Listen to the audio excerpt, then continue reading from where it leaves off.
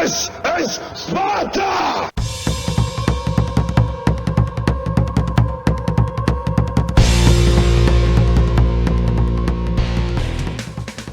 Hello everybody and welcome back to World of Tanks. My name is Spartan Elite 43 and tonight we're on Dukla Pass and we're in the M55 Tornado. Now, there are a couple things that you can do on Dukla Pass and an Arty. You can sit at your exact spot you spawn and pray to God that nobody comes and kills you. Or you can move left or right. Now, one thing I have noticed, more often than not, is the way that people move on maps. Okay? Certain maps have certain places where everybody goes.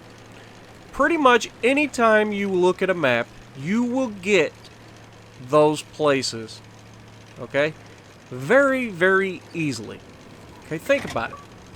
Where on the map can you go to protect yourself from artillery and give yourself good angles to shoot people, right?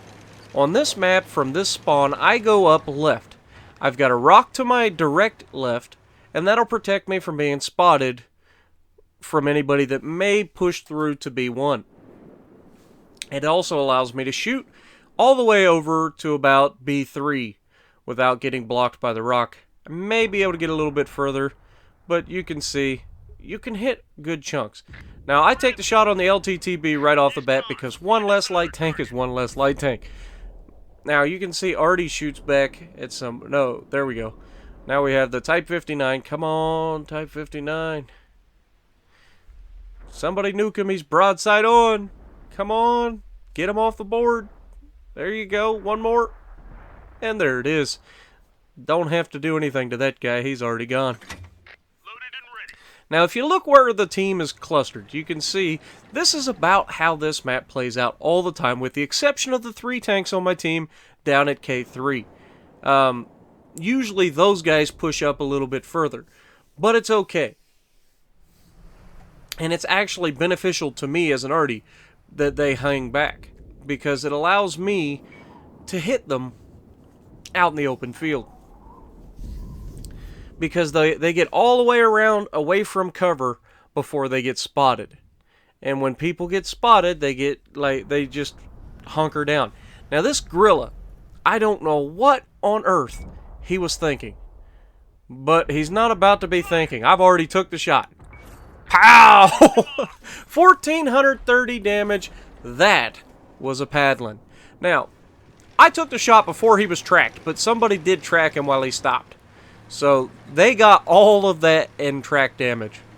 So, sorry about your luck, but, you know, next time don't charge out in front of the entire team and then stop. Like, I don't know why you would think to stop there. Now, I call out this 1390 because I do not want him. His name is Spartan, so that immediately makes me want to kill him because, you know, we all know who the real Spartan is around here. Can't hit him, so I'm pulling forward again, and then I'm looking back to the right. We've got a medium tank over there, and we've got some heavies. T-34-2, he's not a threat to me or pretty much anybody else on my team, so Death Star very much is. So right off the bat, put the shot out behind him. Come on, he's turning broadside on, and pow! Not quite as amazing as I was hoping, but we track him, they finish him, 2 more track targets hit. That's going to be a good one. So, Death Star Gorilla off the board. 2 tier 10 tank destroyers gone. That's a plus. Now, our guys are moving up. We've got 2 heavy tanks, which I believe are an IS-7 and an FV-215B. Both tier 10s. And the IS-7 has kind of went in between the buildings, and I'm asking guys if that building's destructible. So they take a shot at the building, and it indeed is not. But FV-215B isn't in the building. Shot out. Pow! 857. Not too bad. I hit him a little too far back.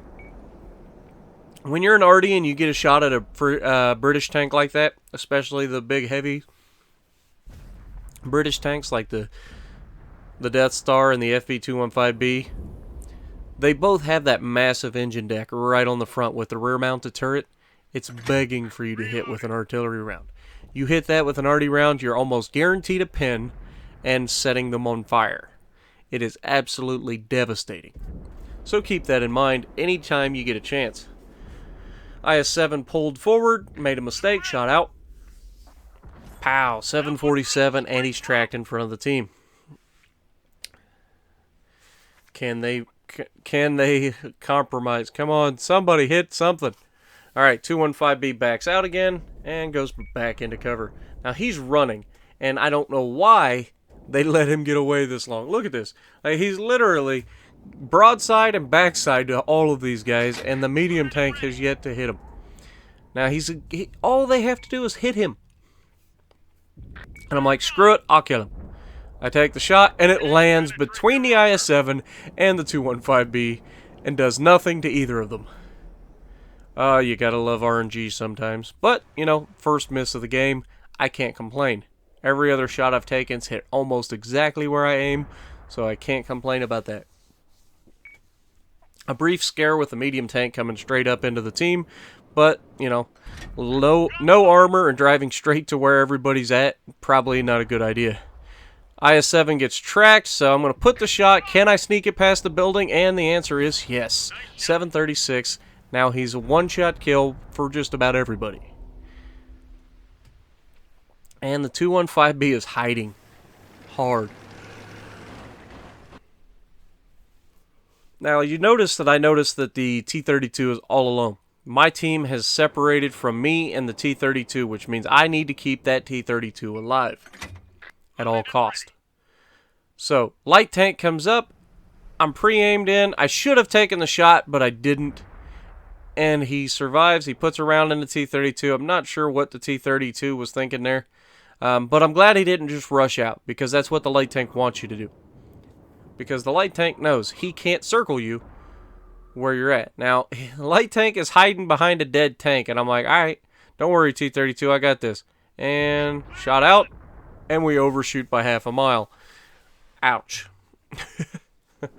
That's my fault. I didn't let it aim all the way in, and he's on the backside of a hill, which means my shot is stretched out. Not preferable. But the T-54 medium comes back to help, manages to take him out. We've got a tank destroyer dead center of the map. Where you at? Oh, he's burning. Tortoise is burning. And then he gets nuked. Goodbye, Tortoise. Come on, somebody give me a target. And as you can see, we've got a lot of communication all of a sudden. And basically, you have me going, hey guys, you spot him, I'll hit him. Artie gets spotted, so he's my priority. We get him off the board, then it's just two heavies. Artie's gone, so I get to focus on the two heavies. We got two fatherlands, not a big deal. Basically, IS-3s. So, nothing to really worry about at a tier 10 match versus 8 tanks. I highly doubt that two IS-3s are going to hold off 8 tanks. Especially with Artie support. So, just waiting for them to spot. And there's the first one. And shot out. Now, he pulls up, takes a shot, and gets out of there. And then I splash in front of him and hit him for 212. He's tracked, he's on fire, and he's dead. And the fatherland on the other side of the rock is now dead. So we end up with 7 hits and 2 kills. A couple tracked hits, so nothing great, but not bad either. And we end up with 4,800 damage and 750 assisted.